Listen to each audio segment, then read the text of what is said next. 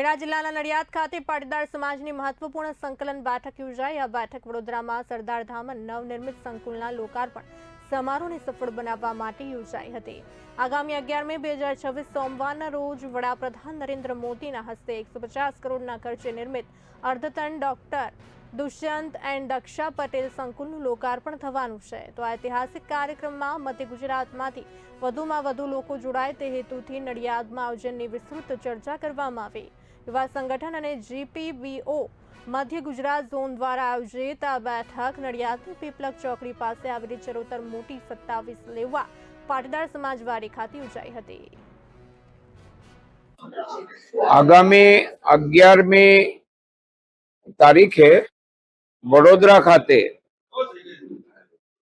શ્રી સરદાર વલ્લભભાઈ પટેલ સાહેબના નામ સાથેની સરદાર ધામ, જેમાં 2000 દીકરીઓ અને 1000 દીકરીઓ અને 1000 દીકરા, જેમને માટેનું નિવાસ વ્યવસ્થા, કોલેજમાં ભણતા હોય એના માટે હોસ્ટેલ્સ, સરકારની નોકરી માટેનું કોચિંગ, બિઝનેસમાં જનારા એન્ટરપ્રિન્યોર સ્કિલ ડેવલપમેન્ટ, બધા જ પ્રકારનું સંપૂર્ણ રીતે આ સંસ્થામાં જે આવશે એ દીકરો કે દીકરી કા નોકરી કરશે સરકારની કે પ્રાઇવેટ શાળામાં કા નોકરી રાખશે, અહીંયાથી કોઈ બેકાર નહીં જાય। આવી સંસ્થાનું લોકાર્પણ દેશના યશસ્વી પ્રધાનમંત્રી આદરણીય નરેન્દ્રભાઈ મોદીજીના કર કમલો દ્વારા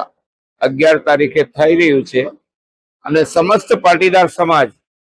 ગુજરાતનો પાટીદાર વિશેષ કરીને મધ્ય ગુજરાત સંસ્થા બની છે, તો મધ્ય ગુજરાત પાટીદાર સમાજની મીટિંગોમાં મારી સાથે ઉપસ્થિત સરદાર ધામના ઉપાધ્યક્ષ અને અમારા કોચિંગ સેન્ટરના દાતા આદરણીય જસુભાઈ, આ 27 આપણા સમાજના પ્રમુખ કિરણભાઈ અને બધા જ આખા જિલ્લાના બધા જ વર્ગના બધા ગોળના આજે અમે આમંત્રણ આપવા આવ્યા હતા